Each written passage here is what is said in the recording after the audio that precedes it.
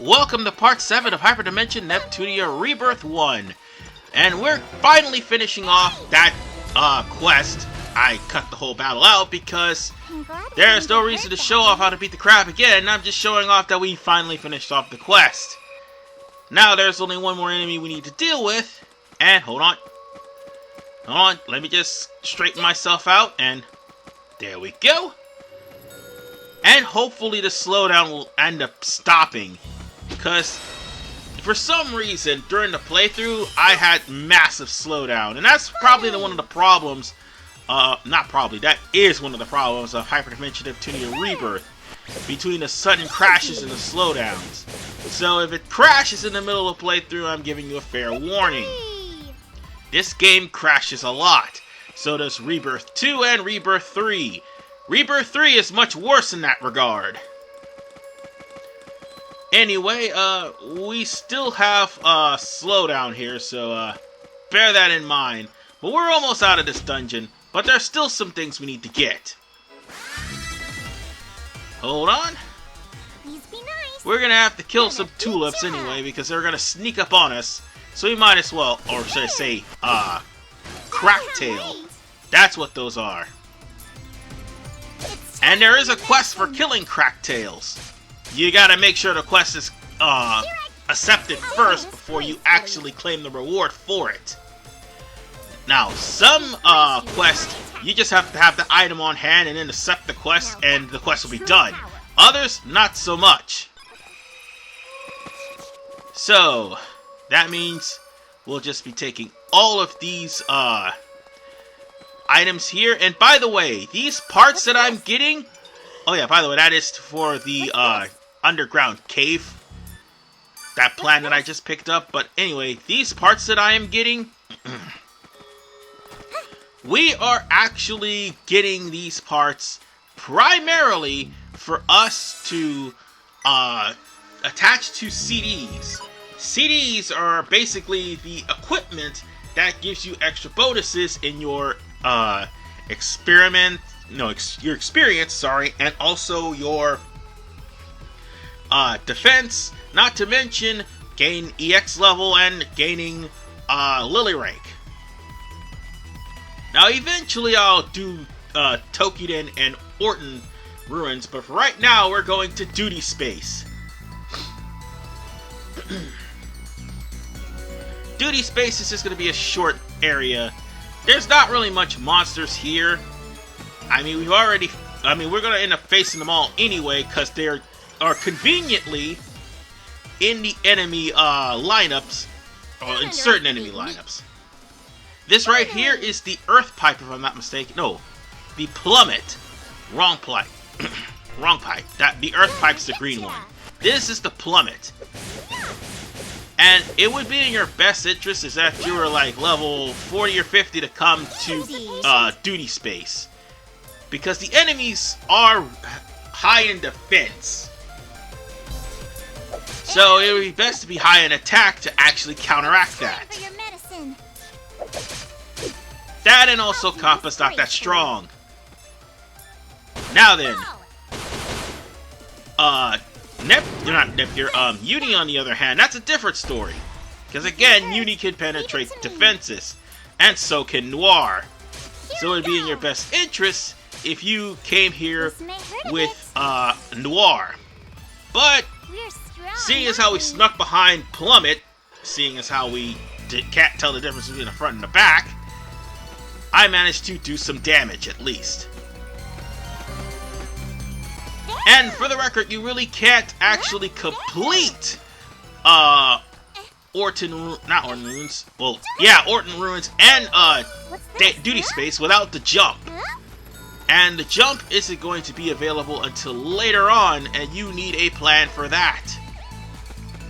I'll show you where that plan is when it comes down to that time, because I think it's around chapter 5 when the plan's available.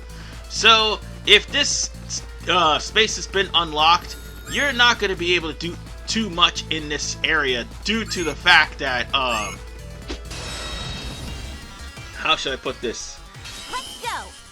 The fact that you have to jump to get to certain areas. And that giant Dogu you just saw was a risky foe.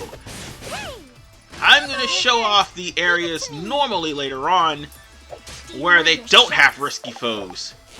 And they have regular foes. And when I do show off the regular foes in some areas and the risky foes in others, I will probably be strong enough to take them all down. Hence the keyword probably, because late game, they can be rather tough. Even at my level, so there's that. Nonetheless, we've seen those enemies before. They were over in the monster cave.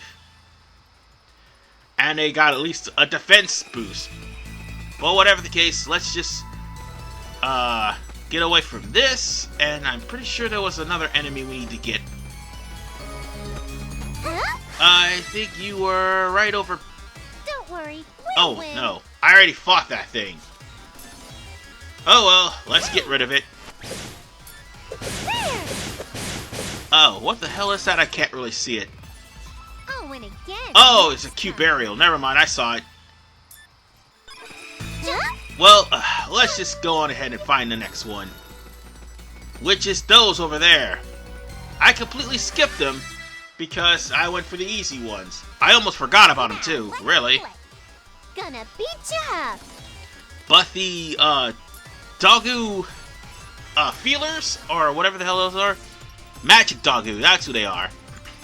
The Magic Dogu can be a serious problem, so I want to try to get rid of them first. Here you go. And the reason why they can be a serious problem is because of the fact that they can heal. Where's the patient? And yeah, healing enemies suck. Here I go. But even worse, actually getting their strings where they absorb certain physical attributes as opposed to doing damage to them, that sucks even worse. But we managed to finish them off at least. This was easy for me. Ooh, I got a CPU part. Well, see, here's the thing about all the CPU parts that I find throughout the entirety of the stage.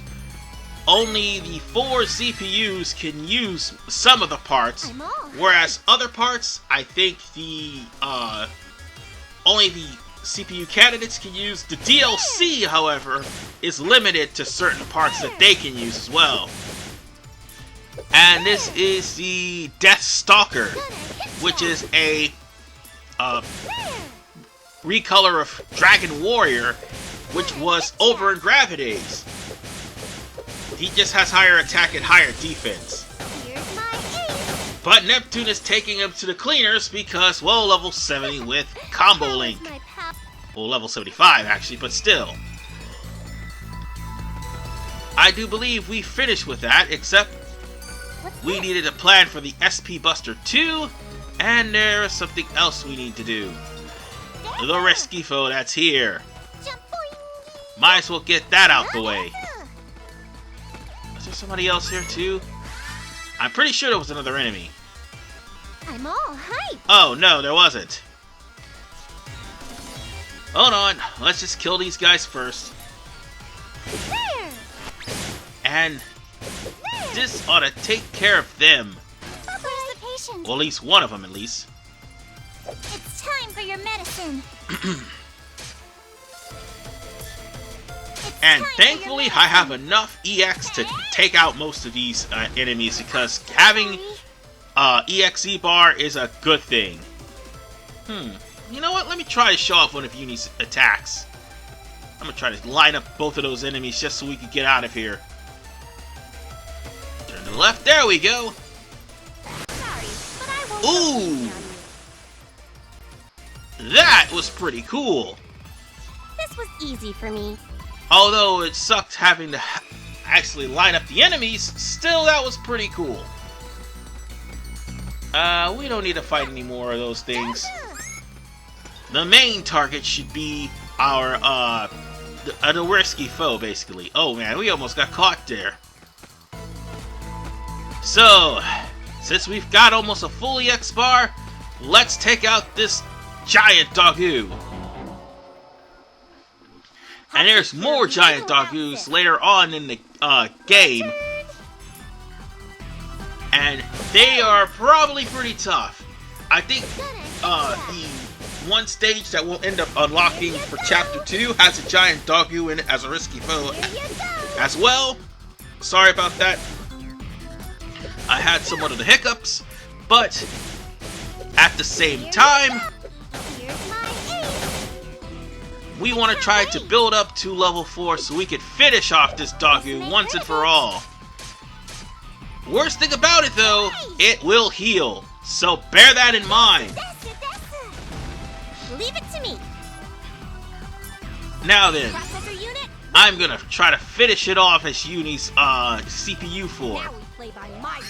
And too bad CPU forms actually take SP, because yeah, we really need all the SP we can get. Playtime is over. So before it can heal, I'll try to finish it off as quickly as humanly possible. And with all that slowdown, folks, there's really not much to say except, damn, they really should not have actually did that. What are you doing? At least put a patch to make it faster for other computers, like the low-end ones. I mean, I did put a patch in here to try to actually make it faster, but this is the amount of frame rates that it'll give.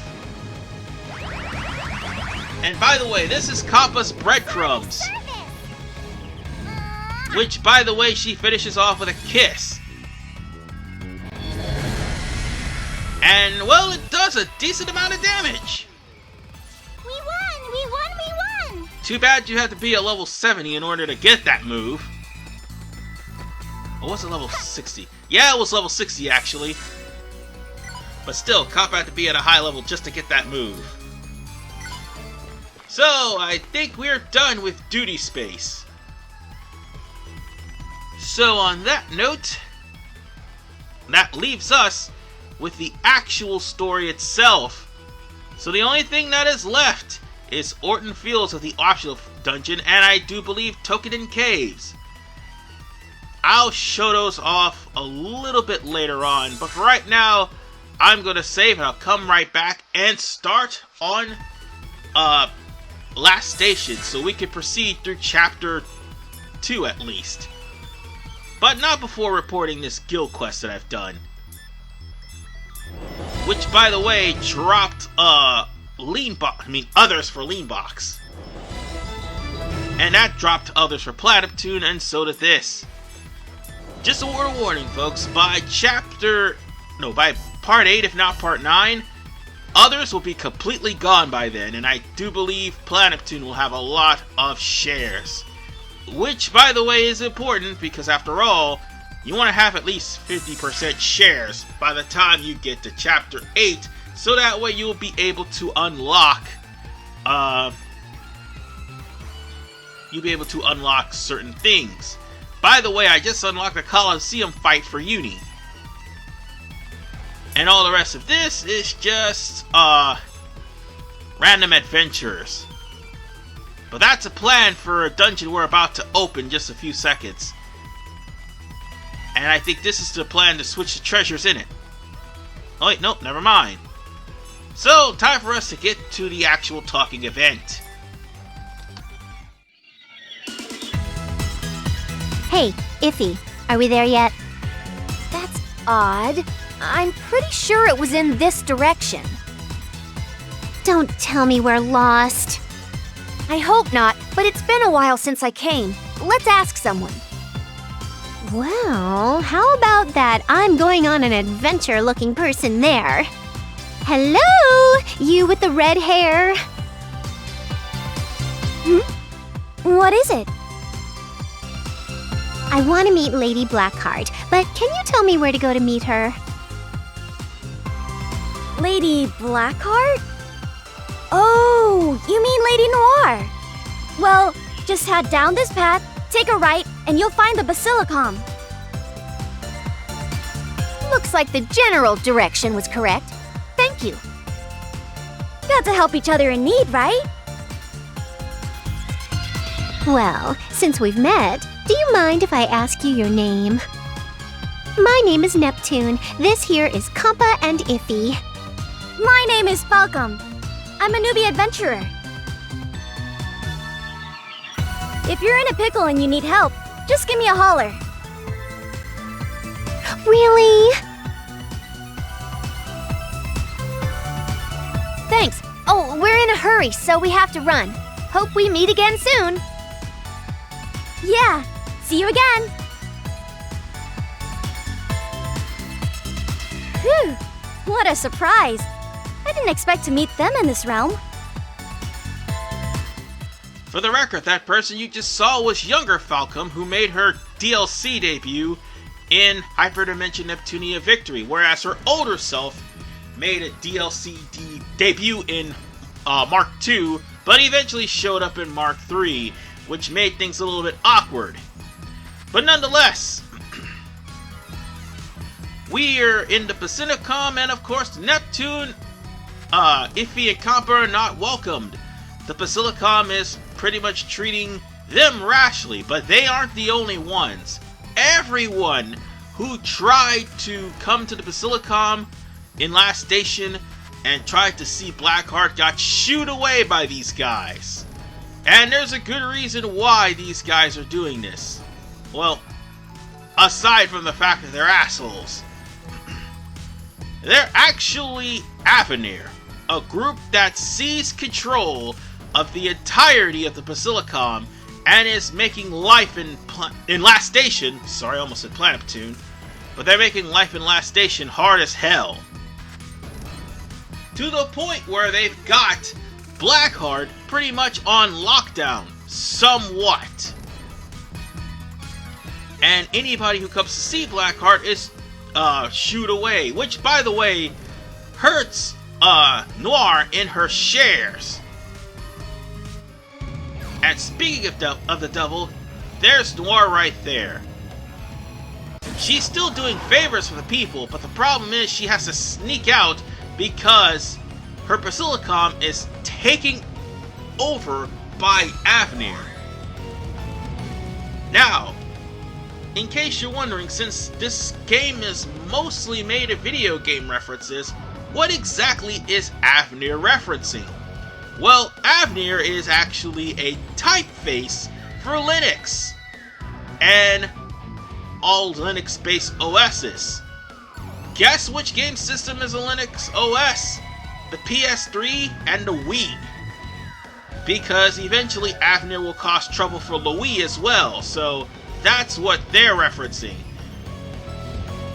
And by typeface I mean, it's a typeset where you have a bunch of fonts that you can use for Linux and only Linux. So yeah, that ought to let you guys know exactly what kind of reference Avenir is. And by the way, while Noire was the one who knocked down Neptune onto game industry from Celestia, she left because Verdant Blonde was going to attack her next, so she left before they could get the chance to do so. And when she came back, she had her Basilicom overran. This isn't the first time bad things happen to Noire. Oh, and by the way, she also has one running gag too. She's really, really lonely. So on that note, we're going to be going over to Orton Ruins in the next part. So I'll see you guys in part 8. This is RVMan985. And yes, others will no longer have shares, hopefully by part 8 if not part 9. See you guys next time, and peace out.